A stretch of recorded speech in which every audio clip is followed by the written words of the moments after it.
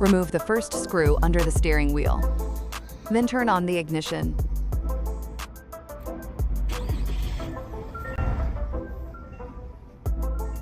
Turn the steering wheel to right side and remove the second screw.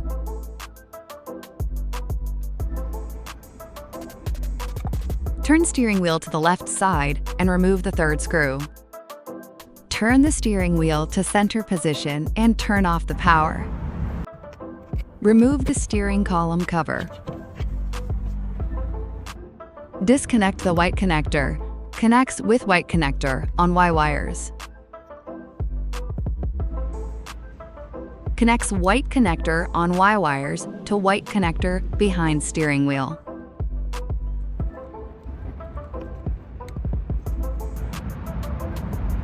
Disconnect the black connector. Connected with black connector on Y wires. Connects black connector on Y wires to black connector behind the steering wheel. Affix double-sided adhesive sticker and connect with smart sensor. Then install casing back to steering column.